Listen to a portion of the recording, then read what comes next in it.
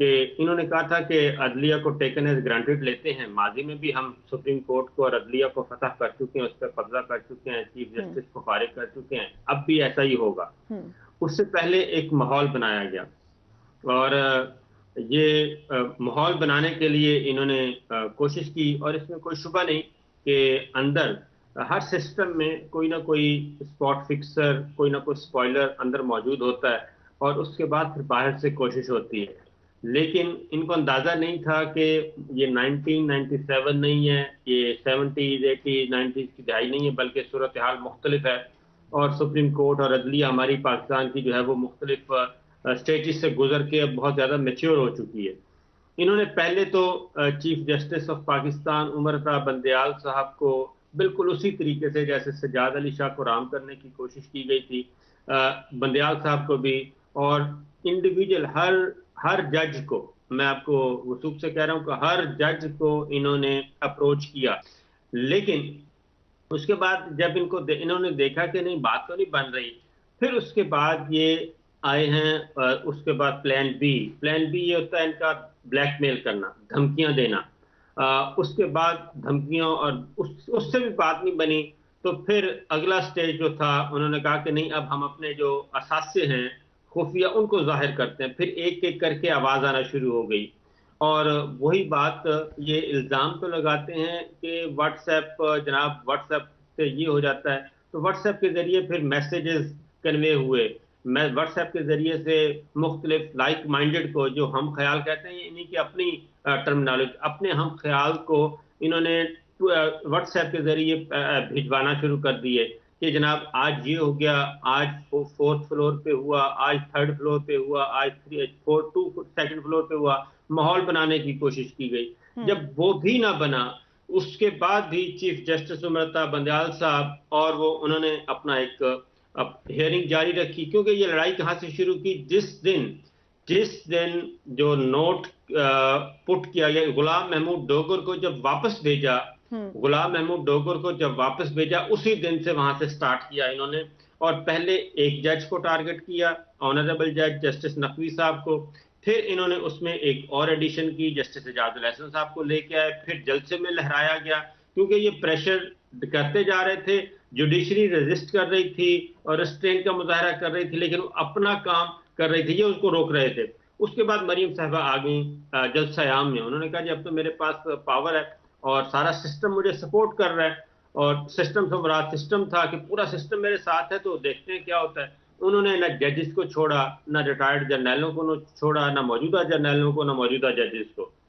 ये सारी चीजें जुडिशरी के अंदर भी एक रिएक्शन होता गया कि ये हो क्या रहा है, कि जुडिशरी आइन और कानून के मुताबिक सिर्फ इतना काम करने चाह रही है कि आइन पे अमल दरामद हो जाए, 90 दिन के इलेक्शन हो जाए। जुडिशरी ने ऐसा क्या गुनाह कर दिया है? फिर इन्होंने 3 4 और फुल कोर्ट का सिलसिला खड़ा किया। हम्म। फुल कोर्ट फुल कोर्ट के पीछे छुपने की कोशिश की, फैसला आ गया, फैसला इम्प्लीमेंटेशन शुरू हो गई। फिर इन्होंने कहा कि नहीं, ये तो 3 4 है, ये 2 4 है, ये 2 3 है। असल इशू से मसला हटा दिया। असल हम्म। इशू क्या था? लड़ाई शुरू हुई थी 90 दिन के अंदर अंदर इलेक्शन, आइन पे अमल करना है। इन्होंने सारी लड़ाई को डाइवर्ट किया, और लेकिन तो ये इस तरह बदकिस्मती, तो साबिर भाई उन्होंने वो अचीव कर लिया जो वो करना चाह रहे थे, ये तो लेकिन यही नहीं तो अचीव करना उसमें, चाह रहे थे। लेकिन अचीव वो नहीं कर सके। असल तो अचीव क्या था, इनकी टाइमलाइन सेट की हुई थी ना। टाइमलाइन क्या थी मैं आपको बता देता हूं। ये जो लड़ाई की खबरें फैलाना कि जी लड़ाई होगी, ये एम्बेरसिंग है ना, एम्बेरस करना किसी को। फिर जजेस को भी ये कहा गया। असल मामला क्या था? असल मामला ये था कि ये एक टाइमलाइन सेट करके बैठे थे कि हम लेजिस्लेशन करेंगे, इनको हम्म। सस्पेंड कर देंगे 184(3) के तहत, हम्म। और जैसे ही हम लेजिस्लेशन करेंगे ये कानून पास हो जाएगा। ठीक अब है। ईवान सदर इनके पास नहीं है। ईवान सदर में फारूक लकारी साहब उस वक्त थे, लेकिन सदर अलवी उनसे कहीं ज्यादा समझदार और कहीं ज्यादा रजिस्ट करने वाले। फारूक लगारी साहब वो खेल रहे थे, इधर उधर कर रहे थे, क्योंकि हम्म। लगारी साहब उस खेल का हिस्सा भी थे। सदर अलवी उस खेल का हिस्सा नहीं थे, ये जो कुछ हो रहा था। तो ये बड़ा इसलिए इंटरेस्टिंग है, उस वक्त सदर के पास पावर भी ज्यादा थी, अब सदर के पास इतनी पावर नहीं है, उसके बावजूद असर्ट किया प्रेसिडेंट ने अपने आप को। इसके बावजूद प्रेसिडेंट अलवी जो हैं, उन्होंने एक अच्छा डिसीजन किया और रजिस्ट करने के बाद उन्होंने जब वापस भेजा, मैं अब आपको ये कोड अनकोड बता रहा हूं कि इन्होंने कहा कि ये ज्यादा से ज्यादा क्या करेंगे, प्रेसिडेंट वापस भेज दिया। उसके बाद इन्होंने कहा हमारे पास 10 दिन और होंगे, और 10 दिन जब वापस भेजेंगे तो 20 तारीख से हम विक्ट्री स्टैंड पे पहुंच जाएंगे। 20 तारीख को जो पूरे दिन हो जाने थे, कानून आज खुद कानून बन जाना था। और उसके बाद ये इन्होंने 20 तारीख के बाद 21 तारीख को ये गजट नोटिफिकेशन सब कुछ प्रोसेस करके।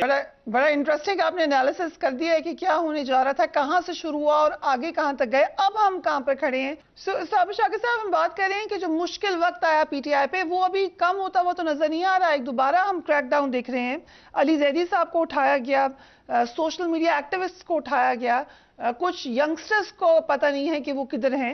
ये हमने एक दोबारा सर्ज देखी है इसके अंदर। जमान पार्क में अटैक के बाद कुछ दिनों के लिए खामोशी हुई थी, अब दोबारा हम एक सर्च देख रहे हैं। खबरें भी अब ओपनली बताया जा रहा है कि इमरान खान साहब और बुशरा बीबी को शायद ईद पे या ईद के दौरान गिरफ्तार कर लिया जाए। ये प्लान करके ये कौन सा प्लान बना है? पहले तो ये जो गिरफ्तारी वाला, ये अब इसको नैब को टास्क दिया गया, बल्कि हुक्म दिया गया। नैब ने आगे फिर मुतल्लिका अफसरान को टास्क दे दिया है बुशरा बीबी और उनको, इमरान खान साहब को गिरफ्तार करने का। और ये भी ख्वाहिश का इजहार किया गया है कि इनको वहीं रखना है, बुशरा बीबी को वहां रखना है जहां मरियम साहिबा को रखा गया था, और इमरान खान साहब को उस बैरक में रखना है जहां पे शहबाज शरीफ साहब और नवाज शरीफ साहब थे। ये तो एक फैक्ट है, और देखते हैं कि कब ये अमल पजीर होता है। लेकिन एक चीज आप टाइमलाइन नोट करें कि ये कब होता है, ये सारा कुछ सिलसिला कब शुरू होता है गिरफ्तारियों का, और हल्ला बोला जाता है और अटेम्प्ट की जाती है। ये उस वक्त किया जाता है जब बैक डोर पे कुछ ऐसे मैसेजेस, ऐसी वाइब्स आती हैं कि अब भाई बहुत हो गया, अब आप बातचीत को सेट करें और इमरान खान के साथ अपने मामला तय करें और पॉलिटिकल डायलॉग के जरिए आप प्रोसेस को आगे बढ़ाएं। जब भी ये मैसेज गया है, उसके फौरन बाद 24 घंटे भी नहीं गुजरते कि एक नया एग्रेसिवली गवर्नमेंट की तरफ से एक्ट किया जाता है। इस वक्त भी एक होता है। मुझे अलाउ करें साबिर शाकिर साहब, आपकी ट्वीट भी है मेरे सामने। आपने मौलाना फजल रहमान की स्टेटमेंट पे कहा कि किसको सुना रहे थे कि इमरान खान से बातचीत नहीं करेंगे, या आप इसी से रिलेटेड बात कर रहे हैं? फिर जी बिल्कुल, वो मैसेज नहीं गया, और वहां पे भी यही बात हुई कि आप आपस में बात करें, क्योंकि इसहाक डार साहब को पहले भी 2 कौमी सलामती कमेटी के इजलास उसमें कहा गया कि भाई आप इमरान खान का रोना धोना बंद करें, आप बताएं आपके पास क्या है प्लान, आपके पास है कोई रोड मैप। वो रोड मैप आज तक तैयार नहीं हुआ। कौमी सलामती कमेटी के इजलास के बाद जब उसमें कुछ नहीं हुआ, फिर इन कैमरा सेशन हुआ, उसमें भी बात नहीं बनी। अवाम खड़े हैं, इलेक्शन का मांग रहे हैं, अवाम इनके साथ नहीं है। अवाम के साथ पाकिस्तान की फौज ने कहा हमने चलना है, हम उनकी उमंगों के मुताबिक काम करते हैं।